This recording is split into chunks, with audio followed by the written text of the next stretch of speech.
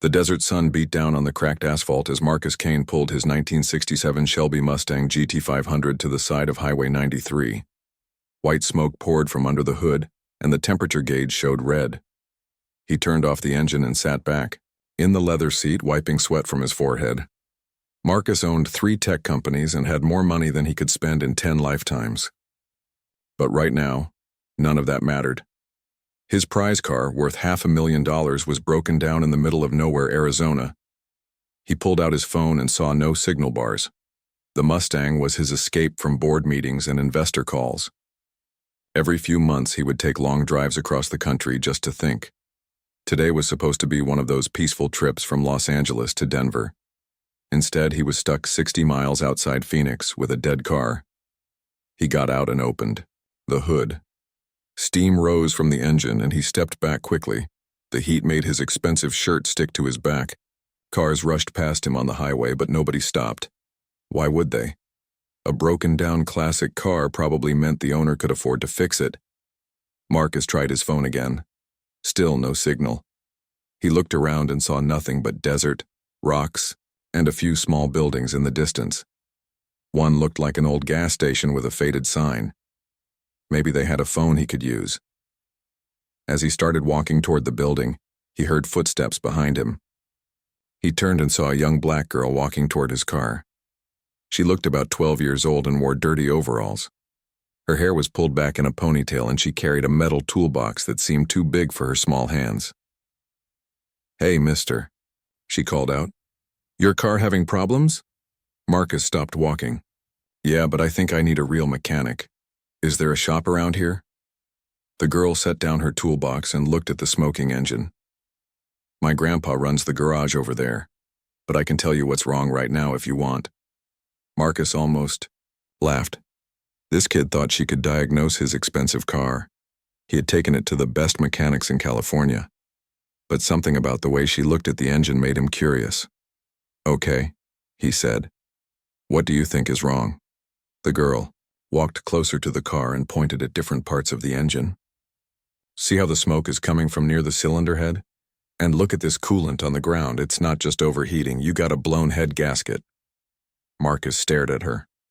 He knew enough about cars to understand what she was saying. A blown head gasket was serious and expensive to fix. "How can you tell that just by looking?" he asked. "The way the smoke moves. And see this?"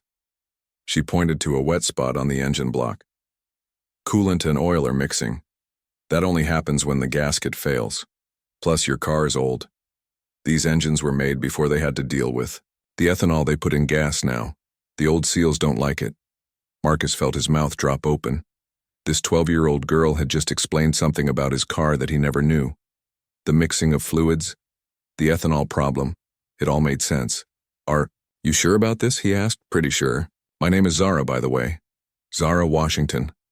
I help my grandpa at his shop." She pointed to the old gas station building. "We can fix it, but it'll take most of the day. You got somewhere important to be?" Marcus looked at his expensive watch. He was supposed to be in Denver tomorrow for meetings, but those could wait. Right now, he was more interested in this strange girl who seemed to know more about his car than he did. "Not really," he said. "But are you old enough to be working on cars?" Zara picked up her toolbox. "I've been working on engines since I was 7. My grandpa taught me everything. Cars are just puzzles, and I'm good at puzzles." She started walking toward the garage, then stopped and turned back. "You coming? Standing out here in this heat won't fix your car." Marcus looked at his smoking Mustang, then at the small girl walking away. He had 2 choices.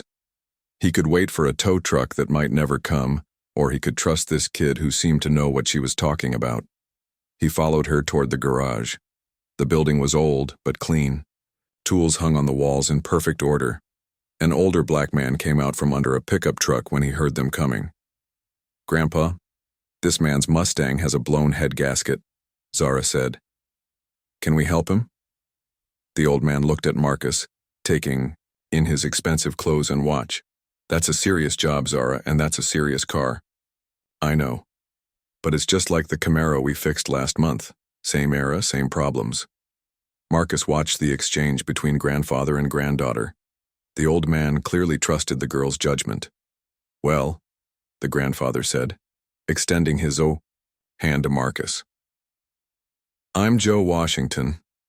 If my granddaughter says she can fix it, she probably can, but it won't be cheap. Marcus shook his hand. Money isn't the problem. I just want it done right.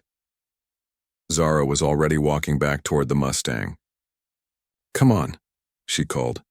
Let's get your car inside before it gets any hotter. Marcus helped Joe and Zara push the Mustang into the garage. The building was bigger inside than it looked from the highway. Old car parts lined the shelves and the smell of motor oil filled the air. Everything was organized and clean, despite the age of the building. First thing we need to do is let the engine cool down, Zara said, wiping her hands on a rag. Then we can drain the fluids and see how bad the damage is. Marcus watched as she moved around the car like she had done this 100 times before. She pointed to different parts of the engine and explained what each one did. Her knowledge was impressive, but something else caught his attention. Sometimes she would stop talking and stare at nothing for a few seconds. During these pauses, her fingers would move slightly like she was typing on an invisible keyboard. Are you okay? Marcus asked during one of these moments. Zara blinked and looked at him. Yeah, sorry. I was just thinking through the repair steps. I do that sometimes. Joe chuckled from across the garage. She's always been like that. Even as a little kid, she would stare off into space and move her hands around. I used to think she was talking to imaginary friends. I'm not crazy, Grandpa, Zara said with a smile. I just think better when I can visualize the problems. Marcus nodded, but he kept watching her closely. There was something different about the way she paused, something that didn't seem quite normal. After an hour, the engine was cool enough to work on. Zara showed Marcus how to drain the oil and coolant. The fluids that came out were mixed together, proving her diagnosis was correct. See how the oil looks milky?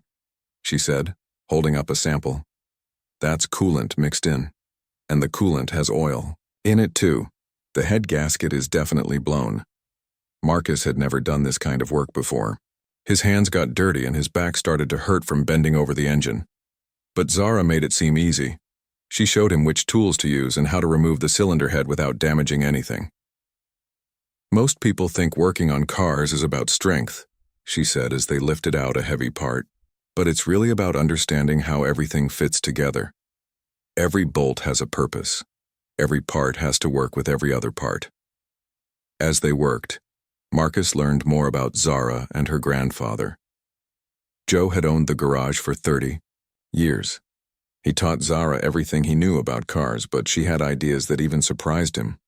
She came up with a way to modify the cooling system on my old truck, Joe said. Made it run 10 degrees cooler in the summer. I've been working on cars my whole life and I never thought of that. It was simple, Zara said. Just a matter of changing the flow pattern and adding a heat exchanger from an old air conditioner.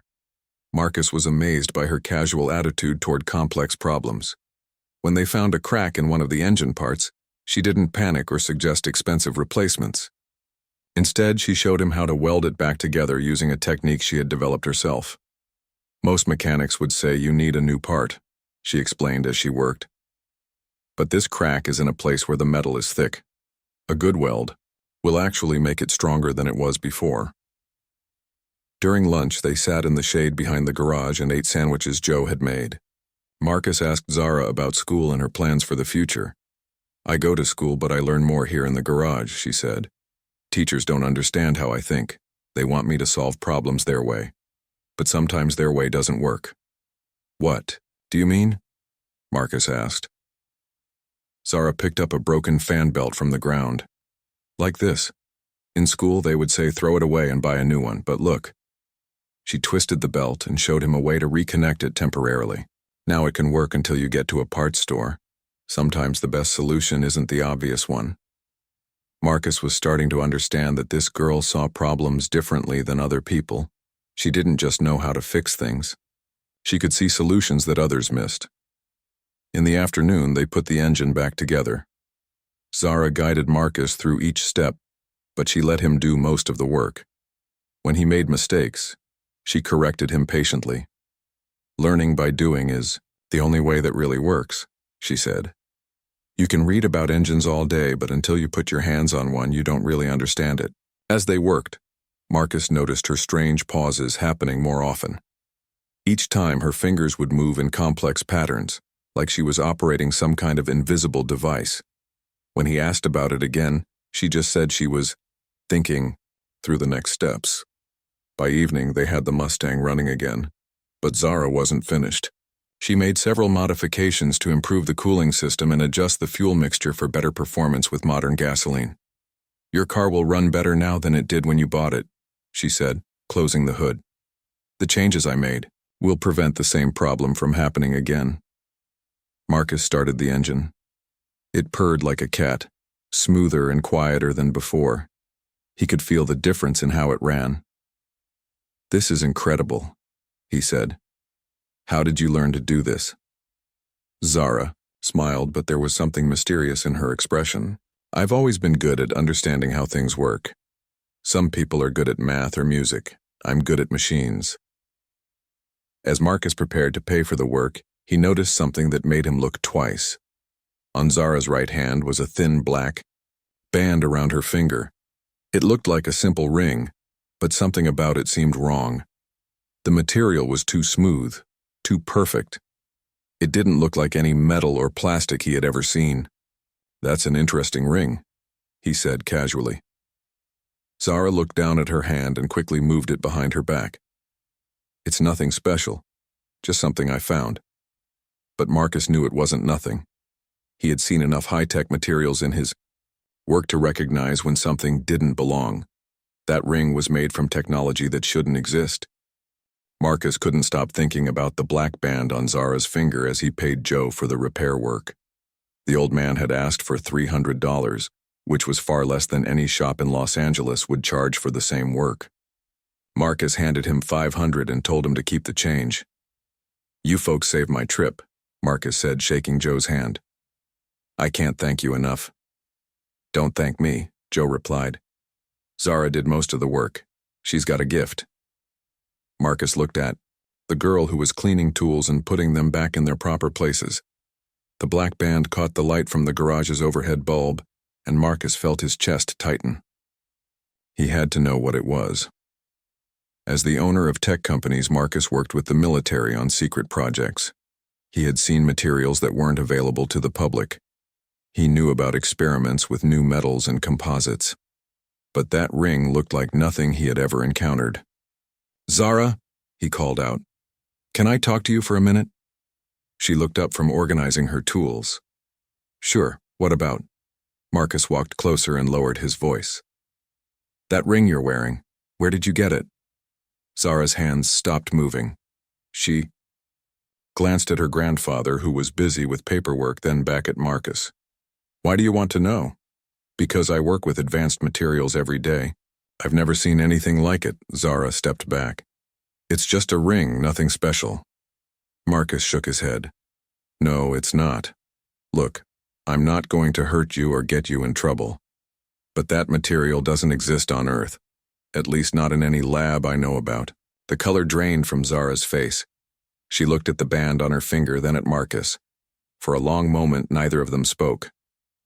"You're wrong," she said finally. "You don't know what you're talking about." But Marcus could see the fear in her eyes. He had hit something important. "Zara, I own 3 companies that make technology for the government. I have security clearance for projects most people don't even know exist. I know what human technology looks like, and that isn't it." Zara backed away until she hit the workbench. "Leave me alone." Marcus felt bad for scaring her, but he couldn't let this go. Too many things about her didn't add up. Her knowledge was too advanced, her methods were too perfect.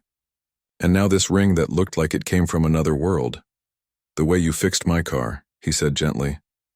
"The modifications you made, some of those techniques don't exist yet. I should know. My companies are trying to develop similar cooling systems." Zara's breathing got faster. She looked trapped. "And the way you pause sometimes," Marcus continued. "The way you move your fingers. You're not just thinking. You're communicating with something." "Stop," Zara whispered. "I'm right, aren't I?" Marcus said. "That ring isn't from here. and neither are some of your ideas. Zara looked at her grandfather, who was still busy with his paperwork, and couldn't hear their conversation. Then she looked back at Marcus. "You're going to think I'm crazy," she said. "Try me." Zara touched the band on her finger.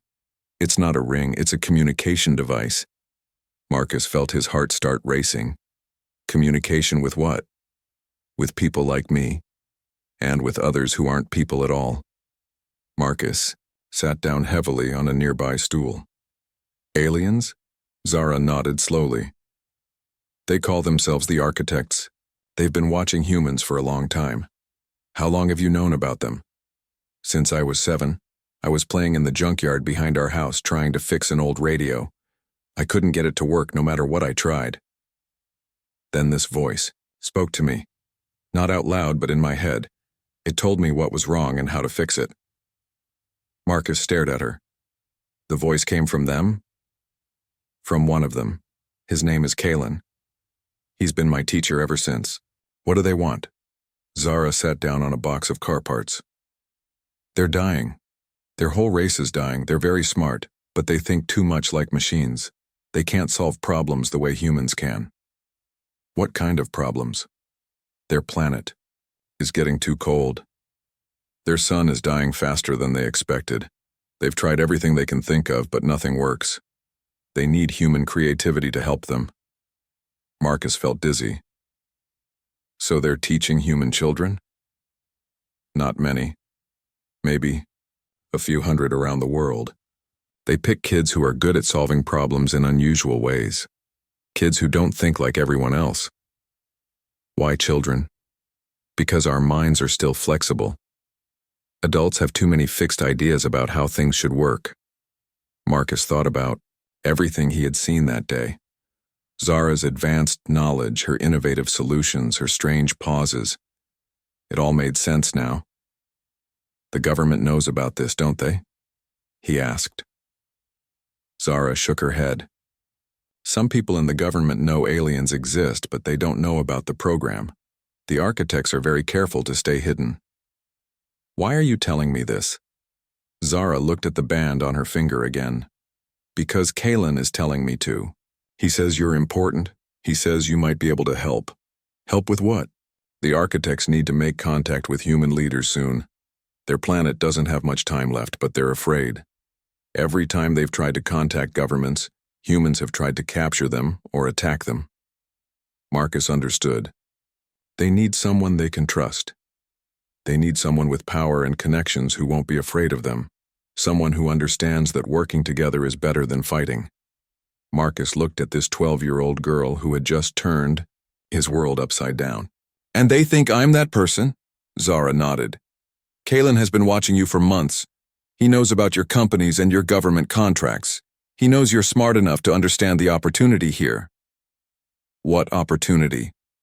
"Think about it. These people have technology that's thousands of years ahead of ours. If they share it with humans, we could solve climate change, cure diseases, travel to other planets. But they need our help to survive first." Marcus felt overwhelmed. This morning he had been worried about a broken car. Now he was being asked to help save an alien race. "I need proof," he said. "I can't just take your word for this." Zara touched her band again and closed her eyes. After a moment she opened them and smiled. "Kalen says he can give you proof, but once you see it, there's no going back. You'll be part of this whether you want to be or not." Marcus thought about his comfortable life, his successful companies, his simple problems. Then he thought about the possibility of helping two civilizations survive and thrive together. "Show me," he said. Zara led Marcus to the back of the garage where old car parts were stacked in neat piles. She made sure her grandfather couldn't see them, then sat down on an empty oil drum. "Kalen wants to talk to you directly," she said. "But first, I need to explain how this works." Marcus sat across from her on another drum. His hands were shaking slightly. "Okay. The band lets me connect to their knowledge network. It's like having access to the biggest library in the universe. But it also lets them see through my eyes and speak through me." "You mean they can control you?" "Not control. More like borrow. Kalen has never made me do anything I didn't want to do. He just shares information and sometimes asks for help. Zara touched the band, and her eyes changed. They became distant, like she was looking at something far away. When she spoke again, her voice sounded different, more formal. "Hello, Marcus Kane." Marcus felt his heart jump. "Are you Kalen?" "I am speaking through Zara. Yes. She has given me permission to use her voice, and this is impossible. Many things seem impossible until they happen. Your own species went from horse-drawn carriages to space travel in less than a century. What seems impossible to you is simply technology you have not yet developed." Marcus looked at Zara's face. Her expression was calm, but it wasn't quite her normal expression. Someone else was definitely speaking through her. "Zara told me your people are dying." "Yes. Our sun is collapsing faster than our scientists predicted. We have perhaps 50 of your years before our world becomes uninhabitable. Why can't you just move to another planet? We have colonies on other worlds, but they cannot support our entire population. We need to find a way to extend our sun's life or develop new energy sources. Our people have worked on this problem for hundreds of years with no success." Marcus thought about this. "But you have technology far beyond ours. How can we help you?" "Your species thinks differently than we do. We approach problems logically, step by step. But sometimes logic is not enough. You humans can make connections that we cannot see." "Can you give me an example?" "Yesterday, Zara helped you repair your vehicle. A logical approach would have been to replace the damaged parts with identical new parts. Instead, she improved the design while fixing it. She saw opportunities for enhancement that our most advanced engineers would have missed." Marcus remembered the modifications Zara had made to his car. She had indeed made it better than it was originally. "Your species excels at what you call thinking outside the box," Kalen continued. "You can combine ideas from different fields in ways we do not consider. This is exactly what we need to solve our energy crisis. How many humans are you working with?" "Currently, 217 children in 12 countries. We began with older humans, but their minds were too set in established patterns. Children learn our knowledge more easily and apply it more creatively." Marcus felt a chill. "The government would panic if they knew about this." "Yes. This is why we have been so careful. Previous attempts at open contact resulted in fear and aggression. Your military tried to capture our scouts and study our technology, so you decided to work in secret. It was the only safe option, but now time is running short. We need to make formal contact with human leaders and request a partnership. Our knowledge exchange must become much larger and faster." Marcus understood the problem. "You need someone to convince the government that you're not a threat. We need someone with influence who can arrange a meeting. Someone who understands that cooperation benefits both species. What can you offer humanity in return?" "Energy technology that could end your dependence on fossil fuels. Medical knowledge that could cure most diseases. Transportation systems that could take you to the stars. Agricultural techniques that could feed your growing population." Marcus felt overwhelmed by the possibilities. That would change everything. "Yes. But first, we must survive. And for that, we need human creativity applied to problems our logic cannot solve." "Why me specifically?" "You have resources, connections, and intelligence. But more importantly, you have shown the ability to make difficult decisions quickly. Today you trusted a child to repair something valuable to you. This shows flexibility of thinking." Marcus almost laughed. "You're basing this decision on me letting Zara fix my car? We have observed you for months.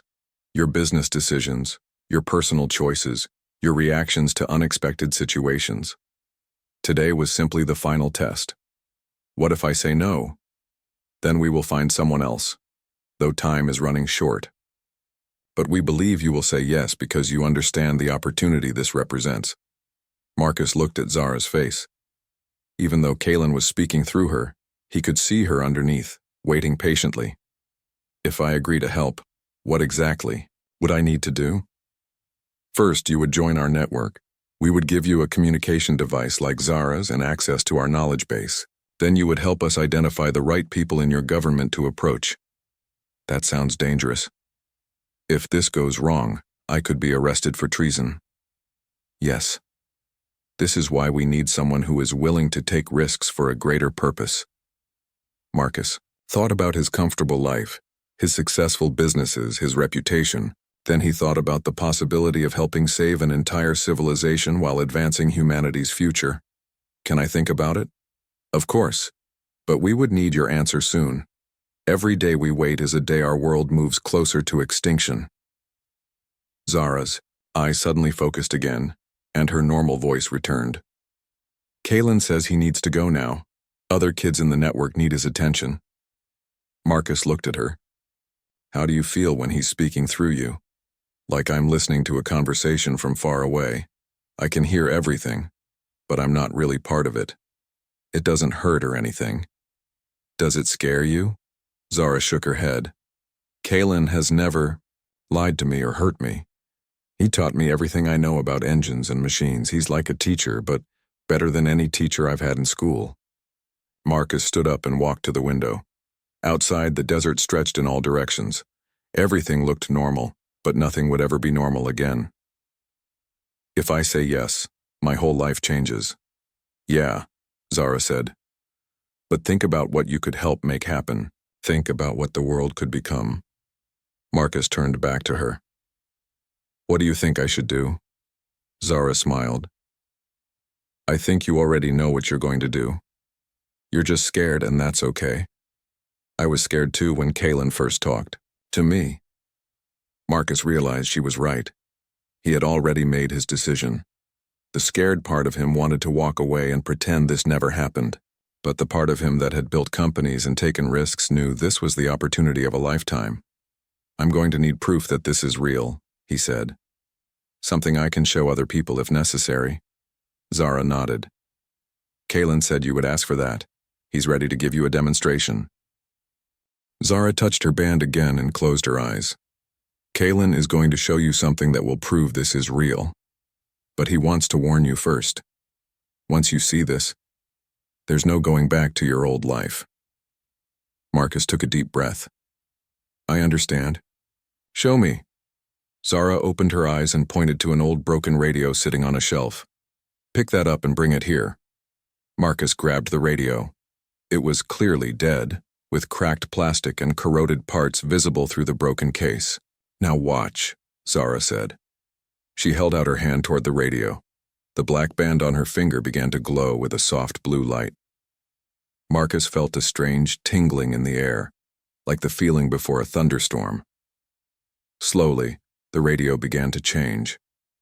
The cracks in the plastic sealed themselves. The corroded parts became clean and shiny. New wires appeared where old ones had broken. Within seconds, the radio looked brand new. Marcus nearly dropped it. How is that possible? Molecular manipulation, Zara said in her normal voice. Kalen can control matter at the atomic level through the band. He just rebuilt the radio from its broken pieces. Marcus turned the radio on. Music filled the garage, clear and strong. This is impossible with human technology, he whispered. Now imagine what they could do for our energy problems. Our pollution, our diseases, Zara said. They could rebuild damaged organs, clean polluted water, even fix the ozone layer. Marcus set the radio down with shaking hands. The military would kill for this technology. That's exactly why the architects are afraid. Humans always seem to think about weapons first. Marcus looked at Zara, this remarkable girl who had become the bridge between two worlds. What happens now? Zara touched her band again. Kalen says if you agree to help, he'll give you your own communication device. Then you can talk to him directly anytime you want. And then you help us figure out how to make contact with the right people in your government. People who will see this as an opportunity instead of a threat. Marcus thought about the people he knew in Washington. Most of them would panic if they learned about this. But there were a few who might understand the bigger picture. I know some people who might listen, he said. But they'll want proof too. We can provide proof when the time is right. But first, we need to know you're committed to helping us. Marcus looked at his expensive watch, then at his perfectly repaired Mustang. then at this extraordinary girl who had changed his understanding of the universe in one day. If I do this, I'll be risking everything I've built. Yes, Zara said, simply. But you'll also be helping to save 2 civilizations. Marcus walked back to the window and looked out at the desert. This morning he had been a successful businessman driving across the country for fun. Now he was being asked to help broker the most important alliance in human history. My companies work on defense contracts, he said. If the government finds out I've been in contact with aliens, they'll assume I'm a traitor. Maybe. Or maybe they'll realize you're the person who brought them the greatest opportunity in human history. Marcus turned back to her. What about you? What happens to the kids in your program? If this works, we won't have to hide anymore. We can work openly with human scientists and engineers. We can share knowledge freely and solve problems together. And if it doesn't work? Zara's expression became serious. Then the architects will have to try something else. Maybe they'll reveal themselves publicly and hope for the best. Or maybe they'll just focus on saving who they can and let their homeworld die. Marcus felt the weight of the decision. This wasn't just about him anymore. It was about the future of 2 species. How much time do we have? Kaylin says their scientists believe they have about 6 months before they need to start evacuating their planet. If we're going to save their world, we need to begin working together soon. Marcus made his decision. Okay, I'll do it. Zara smiled, and for a moment she looked like a normal 12-year-old girl instead of humanity's ambassador to the stars. Kaylin says thank you. He's going to give you a communication device now. She reached into her toolbox and pulled out what looked like a simple black ring, identical to the one she wore. Put it on your finger, she said. It will adjust to fit. Marcus took the ring. It felt warm and seemed to vibrate slightly. As soon as he put it on, it resized itself to fit perfectly. Suddenly, Marcus heard a voice in his head. Clear and calm, just like when Kaylin had spoken through Zara. Welcome to our network, Marcus Kane. Marcus jumped. I can hear you directly now. Yes. The device creates a direct neural link. You now have access to our knowledge database and can communicate with other humans in the program. How many people will know about me? Only those who need to know. We maintain strict security protocols. Marcus looked at Zara. Can I still talk to her normally? Of course, the device only activates when you choose to use it. Marcus experimented with the ring, learning how to access the alien knowledge base. Information flowed into his mind about technologies that wouldn't be invented on Earth for centuries. This is incredible, he said out loud. This is just the beginning, Zara replied. Wait until you see what we can accomplish working together. As the sun set over the desert, Marcus and Zara walked back to his Mustang. The car started immediately, running smoother than ever thanks to Zara's improvements. Where do we start? Marcus asked. Tomorrow you go back to your normal life, but now you'll be connected to us. Kaylin will help you identify the right people to contact and the best way to approach them. Marcus got into his car, then rolled down the window. Zara, thank you for fixing my car and for showing me this. Thank you for listening, she said. Most adults wouldn't have believed me. Most adults haven't spent the day watching a 12-year-old rebuild an engine better than factory specifications. Zara laughed. Drive safe, Marcus. We'll talk soon. As Marcus drove away from the garage, the desert highway stretching ahead of him, he realized his life had changed completely. This morning, he had been just another rich businessman. Now he was part of the most important secret in human history. He touched the black band on his finger and felt a sense of connection to something vast and ancient. Somewhere among the stars, an entire civilization was depending on him to help save their world. The Mustang's engine purred as he accelerated into the night, carrying him toward a future where humanity and the architects would stand together among the stars, proving that the greatest strength of any species was not their technology or their weapons, but their willingness to help others in need. Behind him, Zara stood outside the garage watching his taillights disappear. She touched her own band and smiled. He'll do fine, Kaylin, she said quietly. Humans always do better than you expect when you give them a chance to help.